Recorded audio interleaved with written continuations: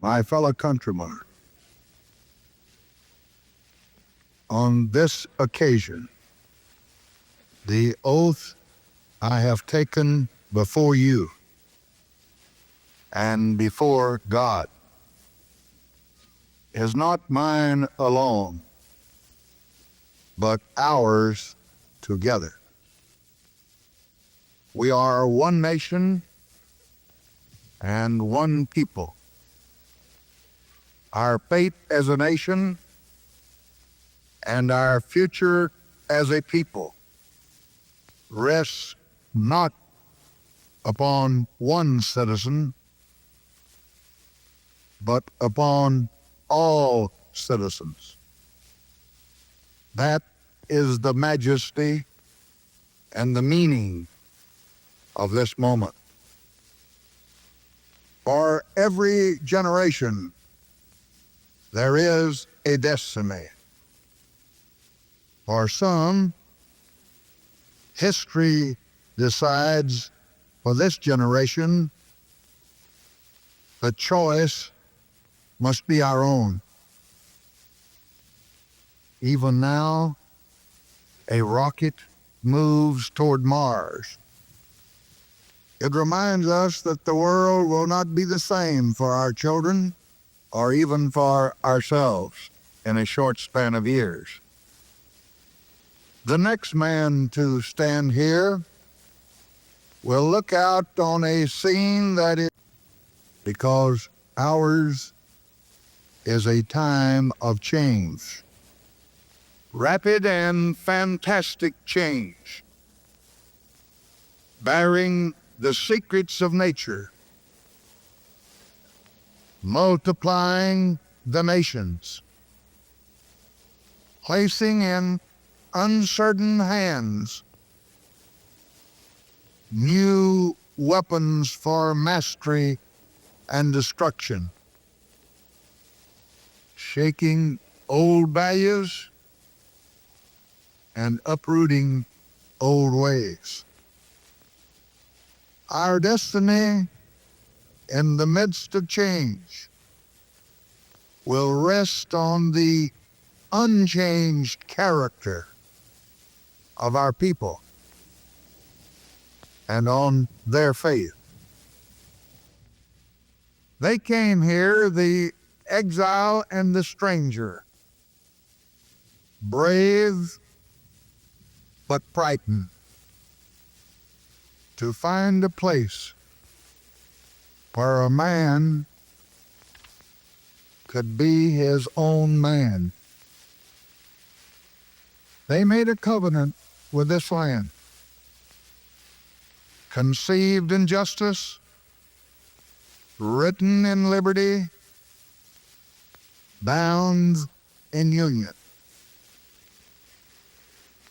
It was meant one day to inspire the hopes of all mankind, and it binds us still. If we keep its terms, we shall flourish.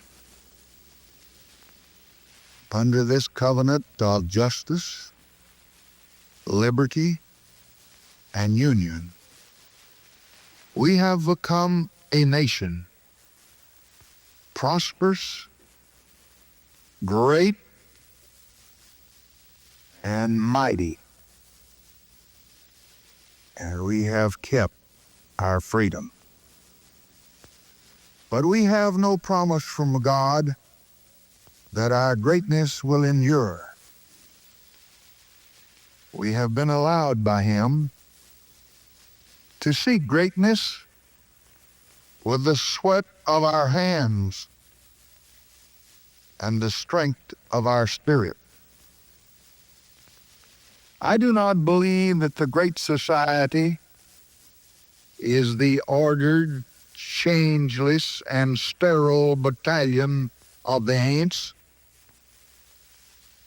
It is the excitement of becoming, always becoming, trying, probing, falling, resting, and trying again.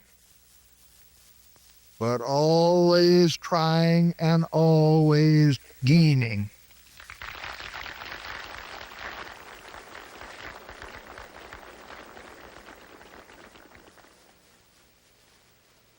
In each generation,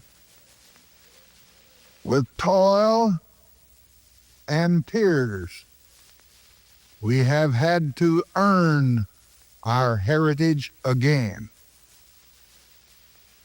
If we fail now, then we will have forgotten in abundance what we learned in hardship. That democracy rests on faith. That freedom asks more than it gives. And the judgment of God is harshest on those who are most favored. If we succeed, it will not be because of what we have, but it will be because of what we are. Not because of what we own, but rather because of what we believe.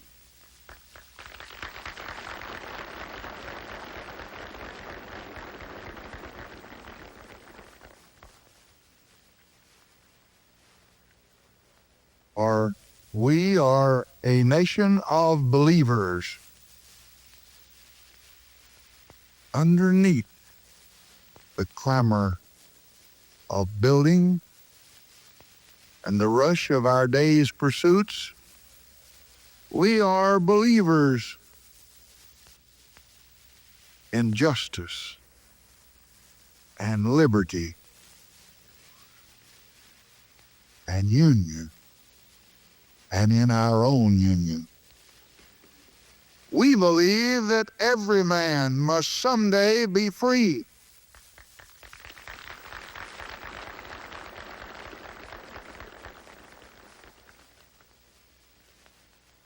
And we believe in ourselves. And that is the mistake that our enemies have always made. In my lifetime, in depression and in war, they have awaited our defeat. Each time, from the secret places of the American heart, came forth the faith that they could not see, or that they could not even imagine. And it brought us victory, and it will again.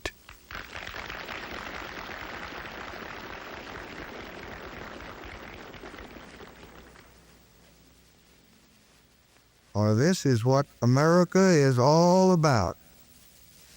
It is the uncrossed desert and the unclimbed ridge. It is the star that is not reached, and the harvest that's sleeping in the unplowed ground. Is our world gone? We say farewell. Is a new world coming? We welcome it, and we will bend it to the hopes of man.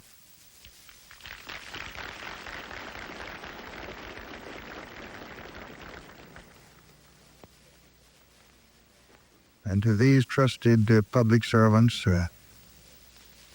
and to my family and those close friends of mine who have followed me down a long, winding road, and to all the people of this union and the world, I will repeat today what I said on that sorrowful day in November last year. I will lead and I will do the best I can.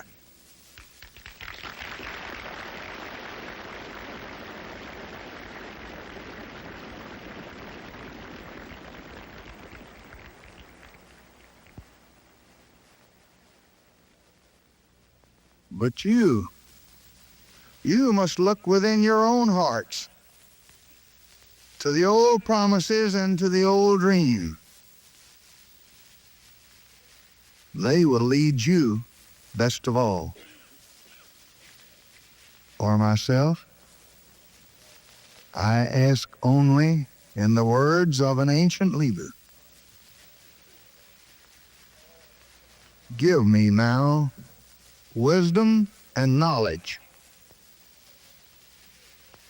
that I may go out and come in before this people. For who can judge this, thy people, that is so great?